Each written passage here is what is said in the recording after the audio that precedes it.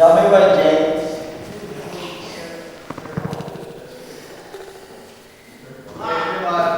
Good evening and welcome to Insight into Mental Health. I'm Bob Gary, your host, that's me, and to my left is, come sit down.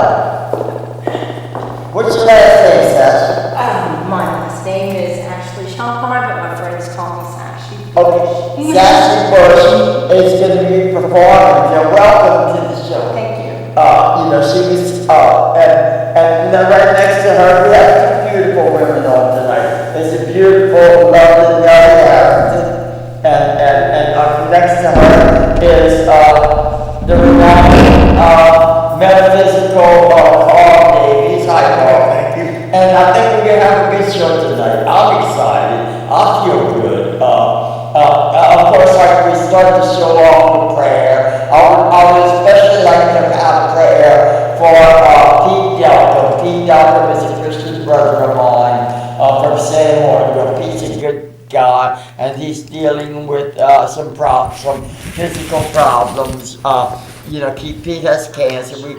I know we go out to 500,000 homes, so I ask for prayers for Pete, and also my friend Jerry the Planets and Carol, who also have similar problems. Carol has similar problems, and also for Charlie Chotney, whose son Jeremy Chotney is a cook at St. John's in St. Morganville, one of the best cooks in St. Morganville. He learned how to cook from one of my very best friends of all time, Possum Bertrand. And also, speaking about the Bertrands, I'd also like to ask for prayers for Toby Bertrand, who is also a good friend.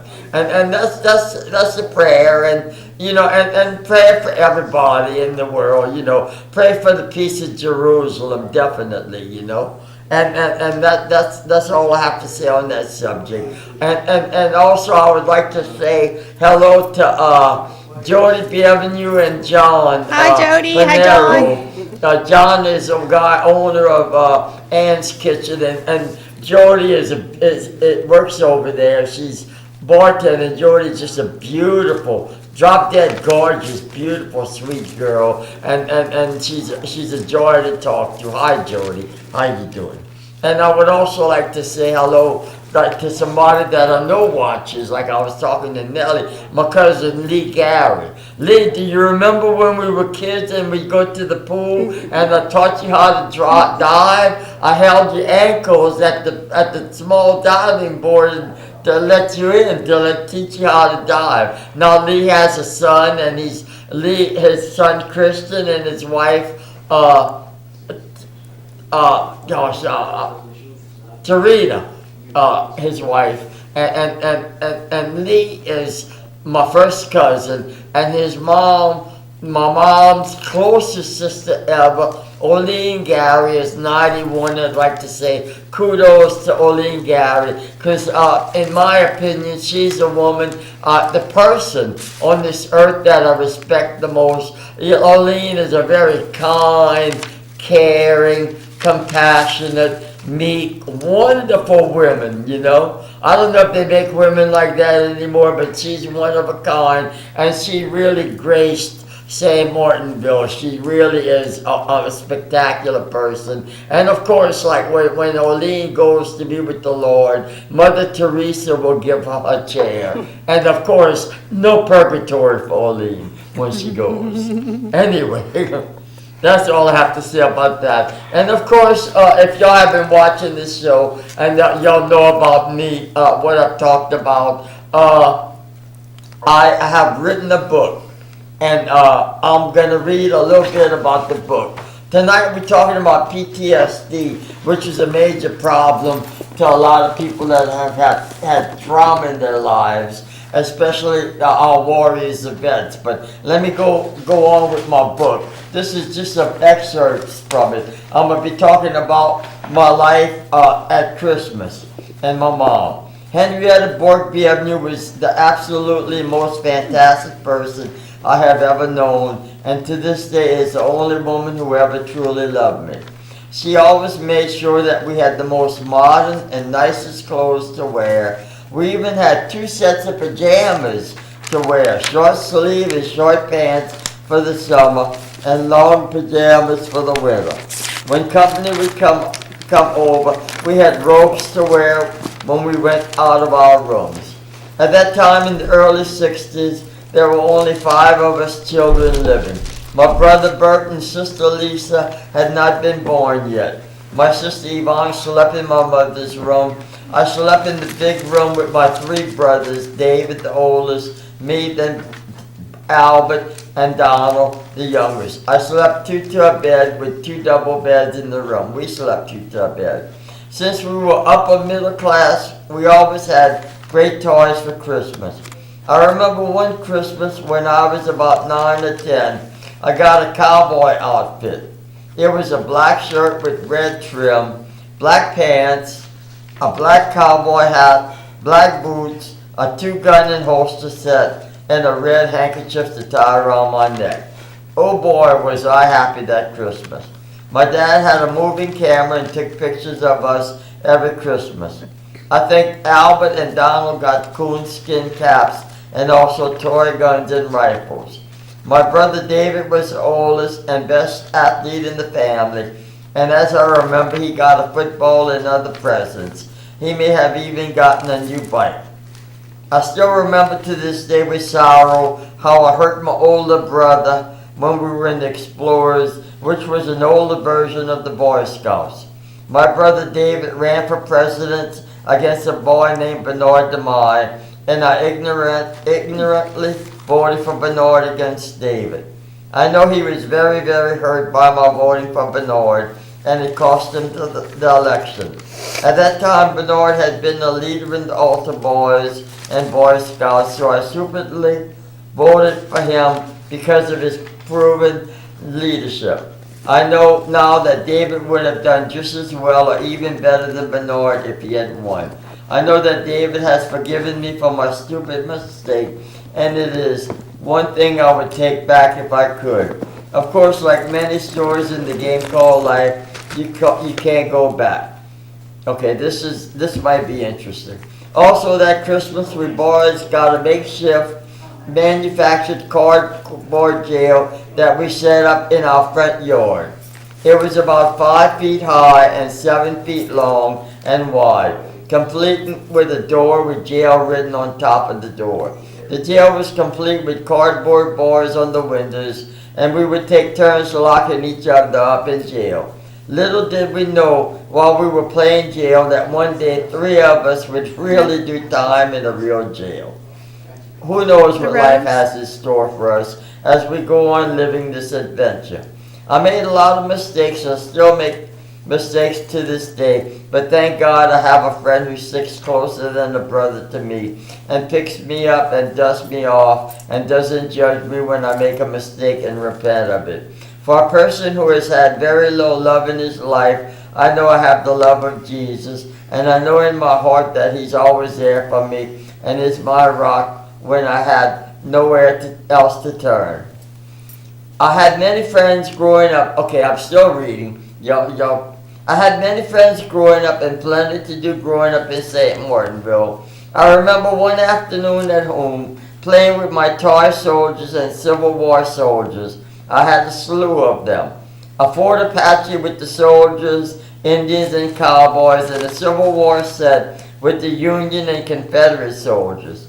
I had a Jurassic dinosaur set where all the prehistoric animals had writings on them, spelling their names and their lengths.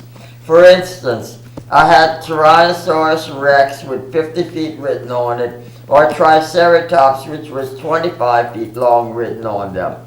I also had World War II soldiers. You name the battle, and I had the toy figures for it. Anyway, one afternoon, I was playing with my cowboys, and I thought of all my friends. And I don't know if it was God or what, but a very warm feeling of love and belonging came upon me.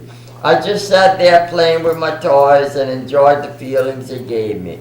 I knew I belonged at that time in my life, and even though I didn't have any attention or love from my father, I was a very happy little boy. And that's part of my story. A little extra. Y'all like that? I like that. I had a good childhood. Okay, now, you think Sasha could sing right now? Or what? Sure. Sure. I'd like to just quickly give a thanks to Jason Harrington for introducing us to Ashley. Sashi, is that how you say it? Sashi. Sasha. Yes. How did you get that name, Sashi? My uncle used to call me Sashi. It's beautiful. Yeah, It's I was a little beautiful. sassy, so I decided to there name you go. There you go. Thanks, Jason, for introducing us to Sashi and for bringing her to us tonight and to share her incredible gifts. And I just had a few things that I wanted to ask Sashi. Can you tell us a little bit about yourself? When did you first get interested in music and know that you had a gift for music?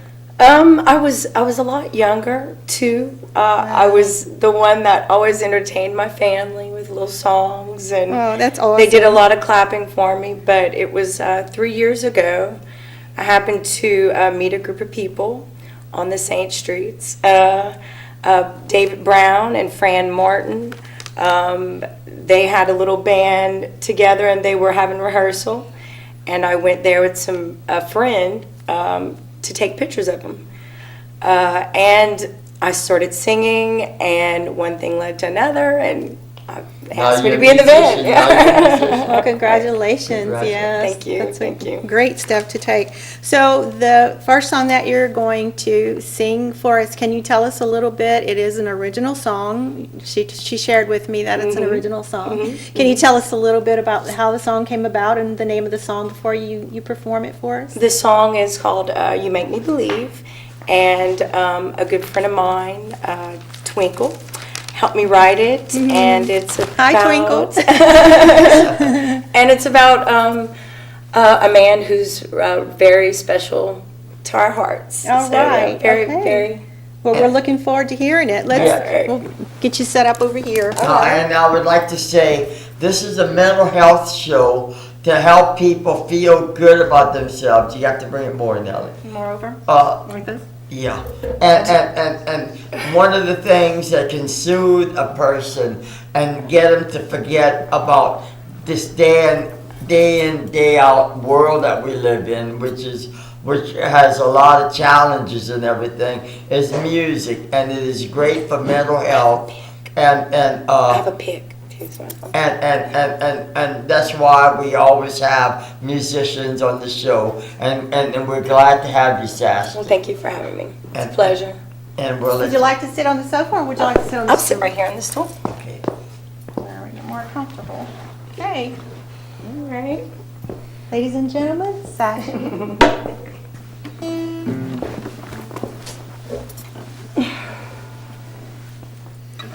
Right, this is called You Make Me Believe.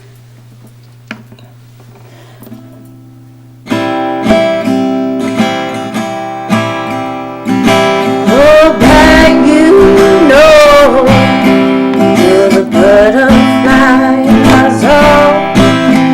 Your love broke the chains that were strangling me.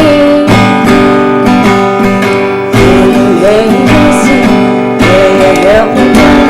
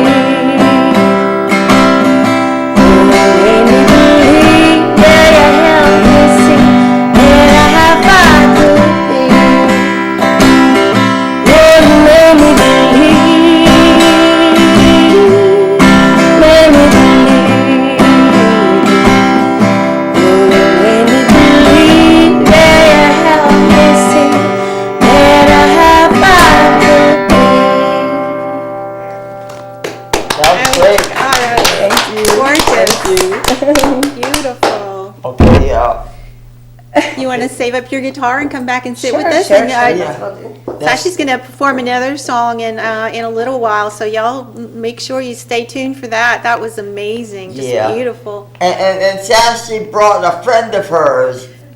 She's hiding over there in the corner somewhere. What's her name? She doesn't Oh, move. she don't want, she don't want. We'll call her Bella. There you go. Okay. Welcome, Bella. Okay. That was incredible. great. Thank you, Oh, thank that you. was You incredible. know, you Just sounded beautiful. a little bit like Bonnie Raitt. Have you anybody ever told you that? I do have a lot of people that tell me I that thought sound Nora like Bonnie. Jones too, a little bit. thank you. Yeah, but mostly yourself. Very unique. That's Thank a great you, thing. thank you. Yeah. Okay. Brandon, can we get us all in back in the camera, please? Thank you. Okay, now tonight we're going to be talking about something that's very prevalent about with our warriors, our heroes that have our service people, military that have protected, and also other people that have gone through traumatic events, post-traumatic stress disorder. Traumatic events frequently change one's core beliefs about safety, self-worth, and the meaning of life. For individuals whose core values are spiritually grounded, traumatic events may give rise to questions about the fundamental nature of the relationship between the Creator and humankind. Survivors may question their belief in the loving, all-powerful God when the innocent are subject to traumatic victimization. In this way, traumatic experiences may become a starting point for discussion of the many ways in which survivors define what it is to have faith. But that's not okay. Okay, I got that, but While you're looking, can I read my new poem of this year? yes, you can. Okay, I would like to dedicate this out to all of our viewers. This is my first new poem that I've written for this year. And also, I have been sharing my journey with all of the viewers for a while now of post-traumatic stress disorder. And there's so many of us out there. And I watched the movie Beautiful Dreamer, and I was actually looking for a version of the Beautiful Dreamer song, one of my favorite ones, and I was learning the song. And I know it was God that showed me this movie, and after I watched the movie, I understood so many things and more how to deal with the post-traumatic stress disorder and how to let my brain heal on its own terms, let my heart heal on its own terms. And since we started with the subject, we've had so many people that have come up to us and said, thank you for the research and for the encouragement and for the enlightenment, because we are finding some ways to sort of deal with our stressors. And it's not a cure or anything like that. We're not psychiatrists or anything. We just search for ways to help with the stress and use practical tools to de-stress us and help whenever it comes at you. And so I've been using, of course, the arts, music, and dance and poetry. And it's really helped. The writing helps a lot. And this is my first new poem of the year, and I would like to dedicate it to all the people out there. And it's called Poem to Love. I am the wind in your sails. The dragonflies surround you. The music flows from you, and they revel in your song. The wind takes your song and brings the gift to light the world with love and wonder at the miracle of the stars that fell to the earth. I love you. I believe in you and your talents. I am hopeful, and I dwell in the realm of satisfaction, bliss, and ecstasy of your light. And I remain always with love, your Nellie Star. That's pretty good. Pretty good, huh? Yeah. Very nice. Thank you. Okay, here we'll go with PTSD. Okay, I got my notes.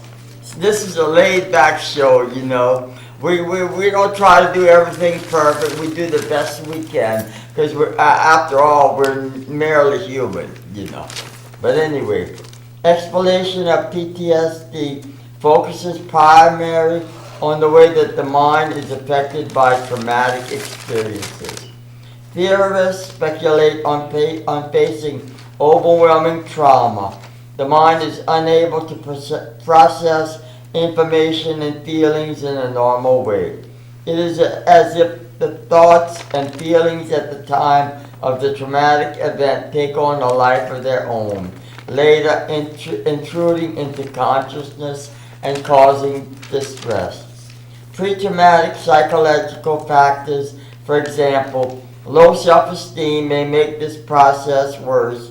For example, low self-esteem may be reinforced by a brutal rape. Post-traumatic reactions by others, for example, a raped woman who is viewed by family as dirty, and by the self, for example, physical discomfort caused by memories of the rape may also play a role in influencing whether the symptoms persist. Now this is interesting, ladies and gentlemen. If it is hypothesized that only after successful reprocessing of the traumatic event do PTSD symptoms decrease.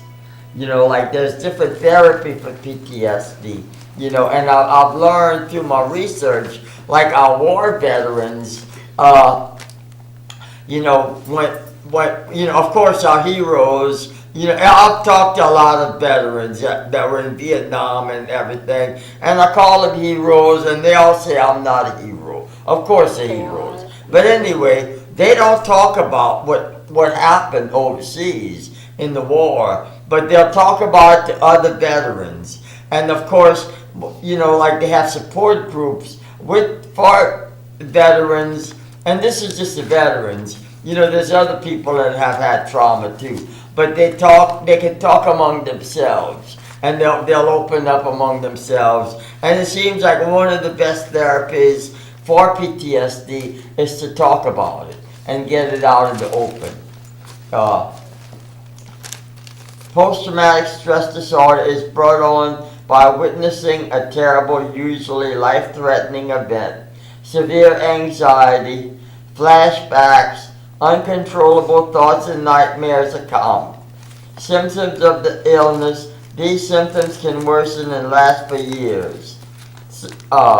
There are 3 different types of post-traumatic stress disorder. If the symptom lasts less than 3 months, the condition is called acute PTSD. If symptoms last at least 3 months, the disorder is referred to as chronic PTSD. If symptoms manifest at least 6 months following a traumatic event, the disorder is classified delayed onset PTSD. Okay, I'm reading, so here we go. I sound all right? Mm-hmm. Okay. Post-traumatic stress disorder is a mental health condition that is triggered when a person witnesses a psychologically traumatic event, such as a war, a natural disaster, or any situation that involves feelings of helplessness or intense fear. While most people eventually adjust to the after effects of such events, some people find their symptoms getting worse with time. These worsening symptoms are the product of PTSD. Here are some of the emotional symptoms of PTSD. The emotional symptoms of PTSD are depression, worry, intense guilt, and feeling emotionally numb. Another symptom is anhedonia, which is characterized by a loss of interest in formerly enjoyable activities. You could also say that's with depression too. I remember when I was depressed, my mom would tell me, go with your friend and go have fun with him and everything, and like go ride in the boat in the bayou, because we live by the bayou, and I wouldn't do that, because I was so depressed. But PTSD people also have a lot of depression. Here's something about the drugs, the possible options. Doctors may prescribe medication other than Zoloft and Paxil, especially as comorbid disorders exist. According to the NIH, National Institute of Health, I think, benzodiazepines are used to aid relaxation and sleep. So there's medicine you can take for PTSD. Here's depression and PS. Okay. I'm gonna just talk about this for a second. Depression is characterized by a feeling of sadness or a low mood lasting more than a few days. Depression and PTSD commonly occur together. Almost 1 in 10 American adults suffer from depression in a given year. According to the United States Department of Veterans Affairs, depression can affect your ability to perform daily functions and can diminish your quality of life. It also has adverse effects on eating and sleeping habits. Depression is 3 to 5 times more likely to be diagnosed in people who are living with PTSD. Okay, now we talked about PTSD, its symptoms. It's a heinous thing to go through. Right. I wanted to briefly touch on, because we talked about the last show about the heart intelligence and how working through the heart has really helped so many people and helped me with the healing of the heart and the connections with the mind and brain. And I just had some facts that I wanted to read and share with everybody. Go ahead. Actually, a lot of people, of course, it's very healthy to breathe through your core, and that oxygenates your body. And but we found that we started doing what's called heart breathing.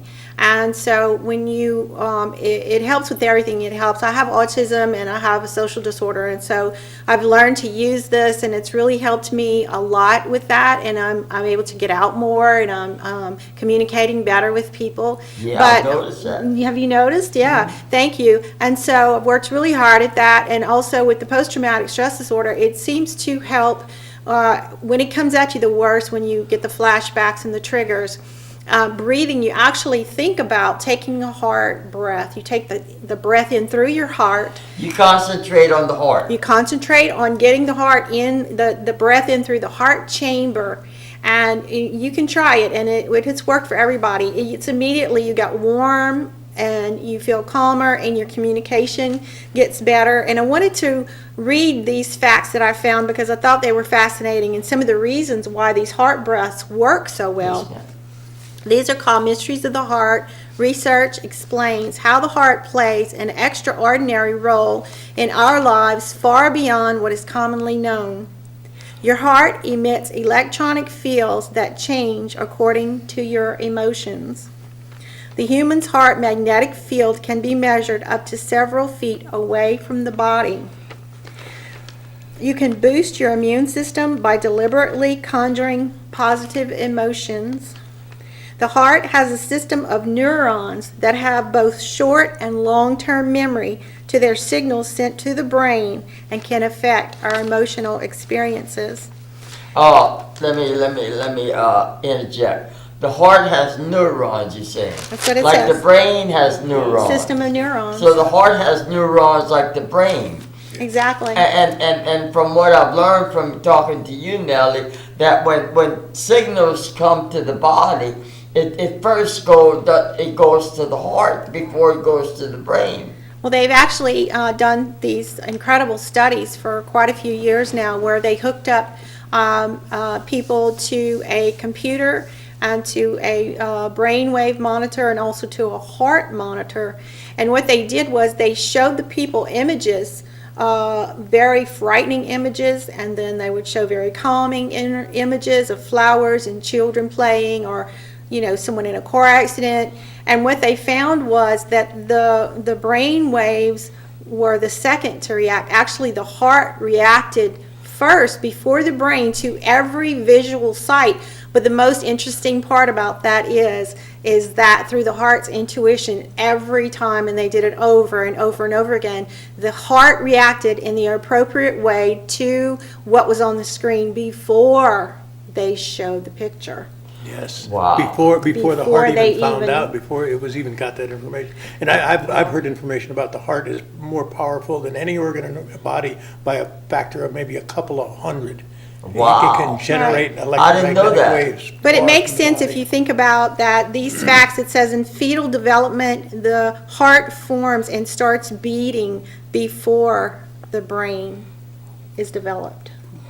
So wouldn't that tell you right there in itself that the heart would be sort of like the boss of everything and the guide, and our brain would be more like a computer that accepts. So they say that the heart sends the wave up into the brain, and the brain is sort of like, the director and the antenna and the computer and all of that, and of course the mind is separate. And so all of this research is just fascinating, and it sort of made me a believer, because when I started doing the heart intelligence, and we talked about this when our communications got so much better, we all get along so much better, we're calmer, we argue less, and we see things, in a better way, because I think we're communicating better when we're coming from the heart first, and we have that bonding, compared to when we just get together and we talk about the show. The show is so much richer, and we're calmer, and so that heart bonding. So we actually take the heart breaths, and we have practiced this so much, and it's really made a huge difference, not only in our lives in the show, but in our friendships,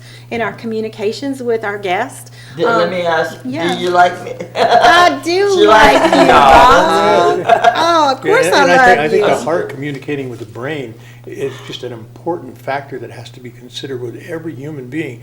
So they spend so much time in their head, and they Yeah. don't spend so much time in their heart. You have to spend time in your heart. You have to spend most of your time in your heart. Yeah. And it actually even says here, listen to this, a mother's brainwaves can synchronize to her baby's heartbeats. Isn't that something? Mm-hmm. The heart sends more information to the brain and vice versa. Positive emotions help the brain in creativity and in innovative problem solving. And all of this comes from one of my absolute favorite places, and it's the Institute of the Heart Math Center. If you want to look it up online, I've learned a whole lot about that. So I hope that, that's interesting to y'all, and try that, sometimes, and see. It does make a difference. Try, like when you want to look at something, try concentrating on the heart, and like you said, the electrical signals will come from the heart to the brain. Yeah. Is that what you're saying? Well, it basically all you have to do is take in the breath and concentrate on your heart, and let your heart do the connecting to your brain. And most people, when they breathe, they just breathe normally, or they breathe through the core, which is very healthy and good, and you're going to do that all the time. But every once in a while, if you just think, wow, I'm going to take in a breath and I'm going to direct it, to think about it coming through my heart. And the heart breath sort of just, I don't know what it is, it just makes a connection to your heart, I think, that none of us were ever taught to have. And once you start doing that, I feel, I don't have, because I have anxiety for the PTSD and from autism and all that, a lot of anxiety. And I've noticed that my anxiety attacks have gone down, and I can get out the house more, and I'm more relaxed and I'm happier, just simply by doing that heart breath and meditating on the breath coming in through the chambers of the heart, and then something automatically just kind of takes over. Yeah, it's like if you're living from your heart, you cannot make a mistake. You cannot do anything evil. You cannot do bad things from your heart. When you live in your head, you can do all kinds of evil things. Okay, and you're yeah. capable of all kinds. But when you get your heart into the equation, that is no longer possible. You start living a moral life. Okay, that's interesting. And there's a meditation that I've been using that's really been helping a lot, and it's about the aura, seeing the aura of the body, and with colors. And basically what you do is you just imagine that there's a butterfly over your head with beautiful colors streaming down around you, or you can use a rainbow with the colors streaming down around you. And I started writing a book, and it's been pretty interesting since I started on the journey after I saw the movie Beautiful Dreamer, and really learned a lot about post-traumatic stress disorder, and that my father was in the war, and a lot of his behaviors were, I could see them in there, and I could understand a little bit more better about my father, and it really helped me understand some things about the way that it affects everyone. So I started kind of writing a book, and it's called The Long and Beautiful Day, and I talked to Bob about it the other night.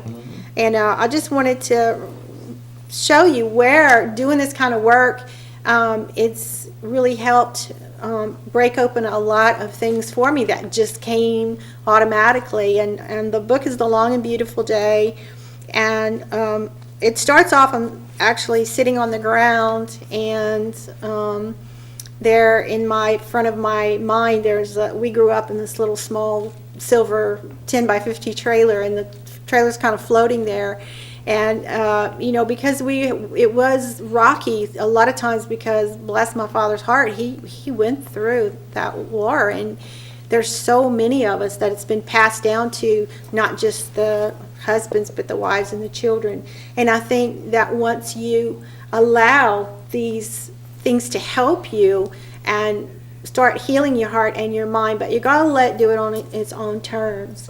And these things have helped me so much, the music and the writing and the poetry and the dance and all of this, and just being here with y'all and your beautiful music. And so when you start allowing it, I think it's not this big painful thing that you've tucked away for so many years. All of a sudden it's sort of like I'm becoming friends with it, and it's becoming my teacher, and this whole new world is opening up to me, and I hope that'll be y'all's experience too through the show. Thank you, now. About that. And look at what Bob's accomplished. We got to give him thumbs up, because Bob's come from such a hard struggle, and now look at Bob, he's a published author. And so, these are things that you can do too, and we believe in you. Anybody can. And now we're also stress your spiritual self. I'll be talking about that a little bit. But how about get Shasta to sing? Oh, I think that would be incredible. Yes, would you please sing us another song? Okay, what's the name of this song? Give It Up. All right, everybody, welcome in to our AOC family once again. Sachi.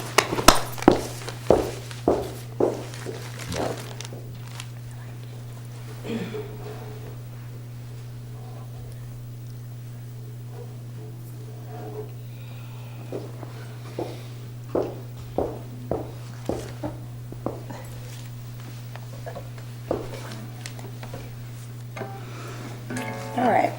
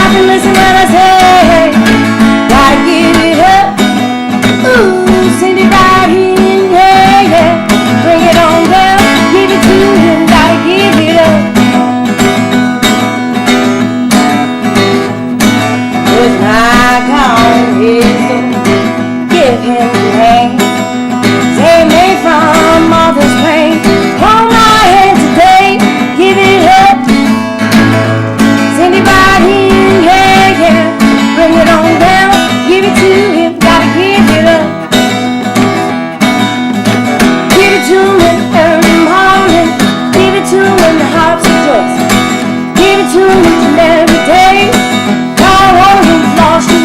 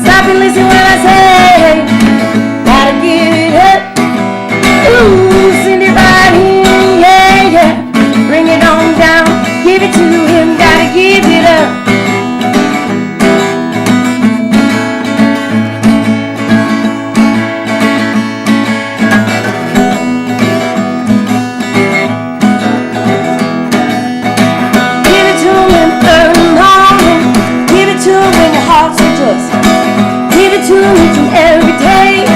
Call on him, lost your way. Give it to him when eyes are closing, heartbroken and the tears are falling. Give it to him, put your hands in the air, and shout him in like you just don't care. Gotta give it up. Send it right in, yeah, yeah. Bring it on down, give it to him. Gotta give it up. Gotta give it up. Gotta give it up. Yeah, yeah. Gotta give it up. Yeah, yeah. Gotta give it up. Yeah, yeah. Gotta give it up.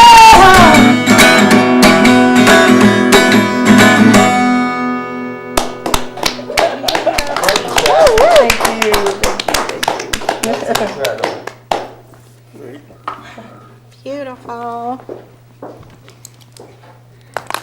That's some awesome writing, and I love that melody. Thank you so much. Y'all gonna take off? Yes. Oh, Thank you. Thank you for having me. bless you, darling. Thank you for coming and sharing your incredible gift All with right. us. And come back Will you again come back to see our again? family. I will. I Okay. will. Thank I you, will. thank you. Thanks, Bob. Thank you, thank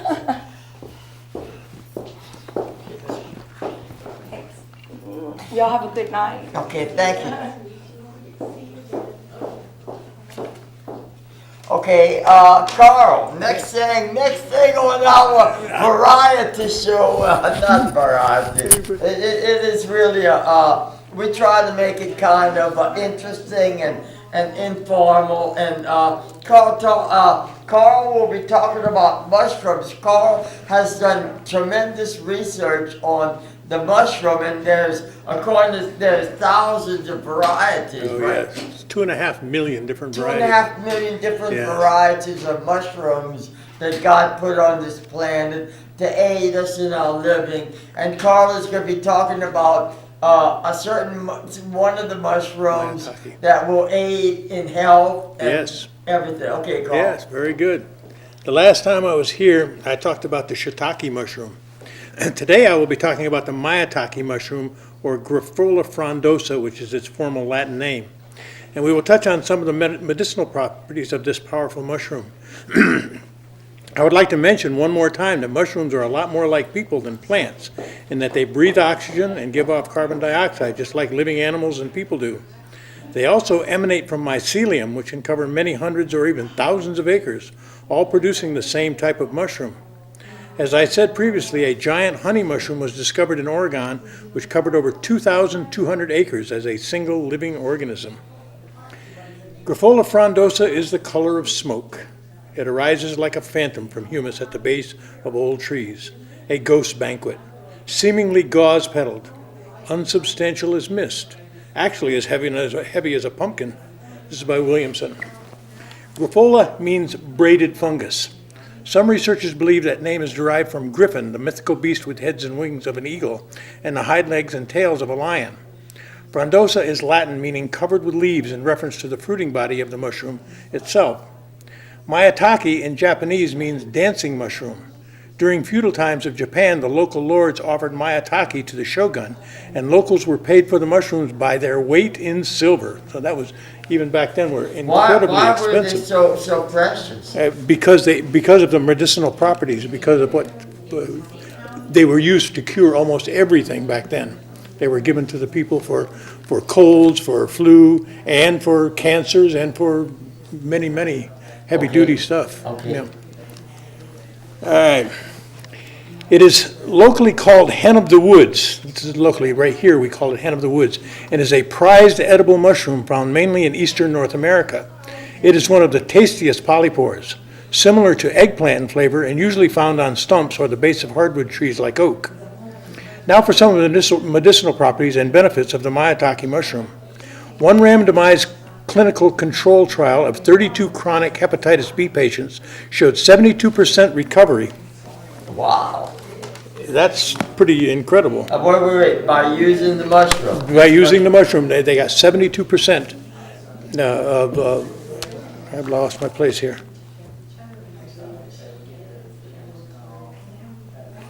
Yeah, 72% with the maitake group. A study conducted in Tianjin, China, found that maitake in combination with interferon alpha-2b synergistically inhibited hepatitis virus along with suppression of prostate cancer cells.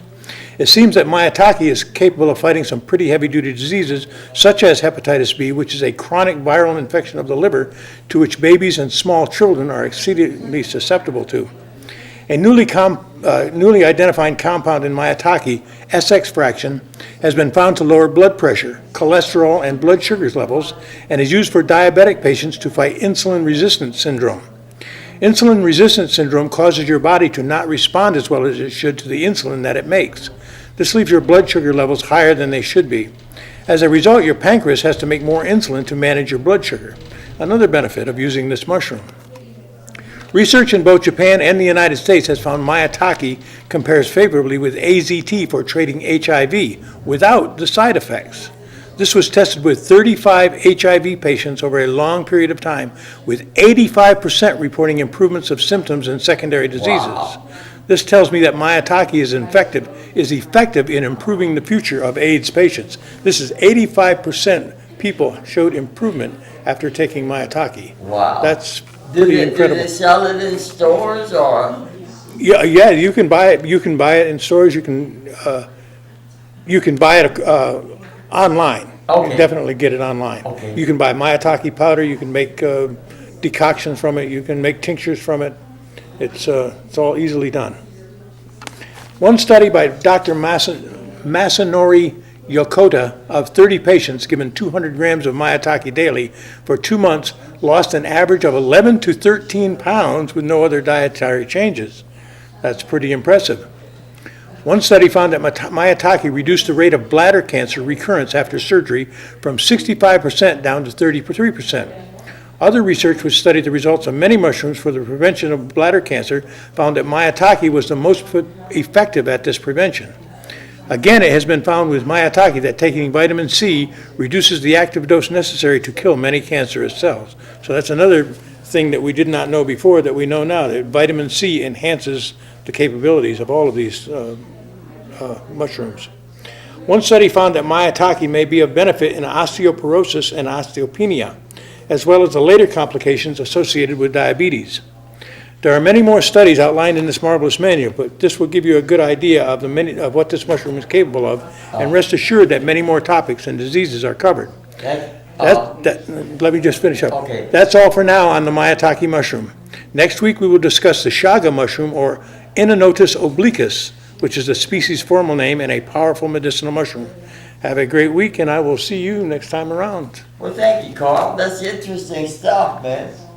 Okay, now we were talking about trauma and getting back to trauma. And we got Nellie to come sing a song, but let me read a little bit about spirituality. When I first became interested in the connection between spirituality and trauma recovery, I found that many people in mainstream health and healing programs felt that spirituality was a bit too much for someone just trying to get by. In other cases, there was an assumption that spirituality and religion are the same. As a trained counselor, chaplain, and practitioner of a number of complementary therapies, it has been my consistent experience that spirituality is best placed as a starting point for most people dealing with trauma. Spirituality can be the foundation of healing, and more programs today accept and embrace this reality. Okay, I was hoping to talk some more about it, but we're running out of time, so we're going to get Nellie to sing. All right. You got your computer, Nellie? I'm just going to do the rain stick because I don't have time to do the other stuff, but we'll do it next week. Okay. Let's see. Where am I? Okay. I'm just going to offer a little meditation, energy meditation with the rain stick to somewhere over the rainbow. Somewhere over the rainbow, way up high, in the land that I heard of once in a lullaby. Somewhere over the rainbow, skies are blue, and the dream really do come true. Someday I'll wish upon a star and wake up where the clouds are far behind me, where troubles melt like lemon drops away above the chimney tops. That's where you'll find me, somewhere over the rainbow. Bluebirds fly so high, birds fly over the rainbow. Why then, oh, why can't I? Birds fly over the rainbow. Why then, oh, why can't I? Thank you, Nellie. Thank you.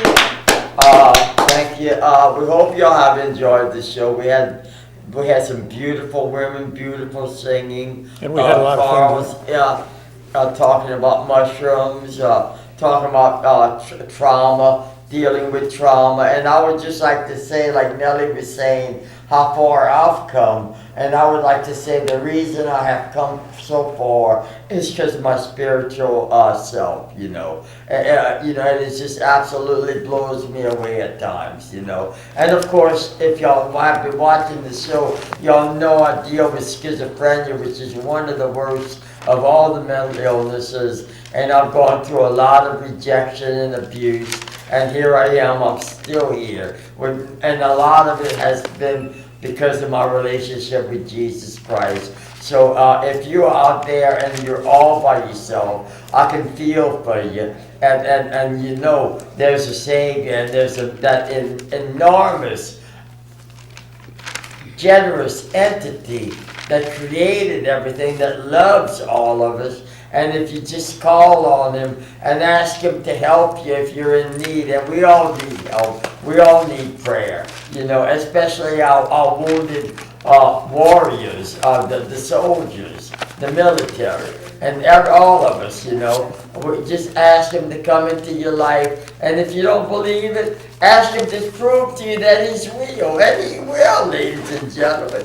And I like to say I'm a poster child for mental illness. Wouldn't you say, Nellie? Yes, definitely. Yes. I've come so far, you know. And my book, my second book is going to be Mental Illness, God and Healing. That's my second book I'm working on this year. And it's to show that with spirituality, it can be really life-changing for somebody with a mental illness, and it can aid greatly. And I wrote the book to show that, it's just